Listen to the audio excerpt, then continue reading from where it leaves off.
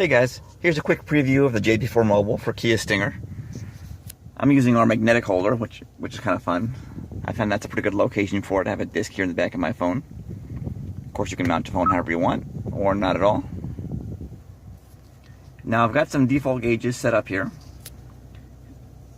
If you want to switch the gauges, for example, I have fuel trims down here, you just push and hold it, and it'll give you a list. So let me switch through this one over to, say, map. That's the map that I happen to be on. And one of the nice things about the map is if you double click it, it brings up your list of maps. You can switch between different maps. So for example, map 2, put back to map 1. Of course, map 0 disables JB4 altogether. And we have a new map 4, which is the valet map, a low boost map we're working on, which is kind of fun. On this tab here, you can read and delete fault codes. Let's see if we have anything stored.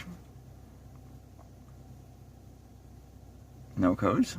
So that comes in really handy when you're doing diagnostics and things. Then over here on the settings page, there's some more advanced stuff that you can scroll through.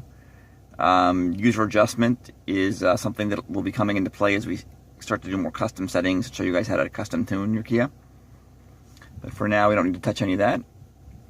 And then another thing that's interesting here is our that's map also on here. WMI for water methanol integration. We have various settings here that apply to that. And we'll be working on a WMI kit for the Stinger. So you'll see more about that when we do. And the last thing I was looking here to show you guys that's kind of fun is the shift indicator. So you can set an RPM in there for a shift light, and the phone screen will flash when you hit that RPM. It's kind of convenient. Now the way the JB4 is set up, it will record data automatically when you're racing it around, if you set it. That's one of the settings on the user adjustment page there. So for example, I'm going to give the car some gas, and you'll see now it started recording there, and it'll record while you're at full throttle, and then it'll stop after about 10 seconds of not going full throttle. That's the timeout setting on the user adjustment page.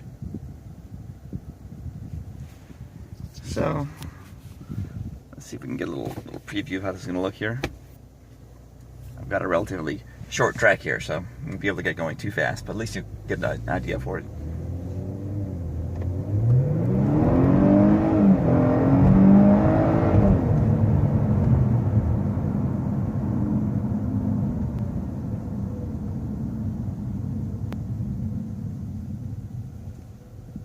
Alright, so we've recorded some data, so I'll click on logs up here. You can see the logs you recorded. They'll have the date, time, and the map number of the log. Then if you click on it, you can email it, like if you want to email it to me for technical support or someone on our team. You can delete it if you don't need it anymore. And what I'm going to do here is actually graph it on the phone, which is kind of convenient. And this gives you a way to sort of preview the boost, timing, air fuel.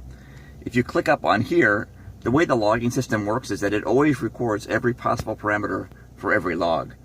So you can, add and remove different things on it, for example. And you'll see those appear on there. So this is just a little bit of a preview. We have a lot more stuff coming out, and we'll be making more videos in the near future.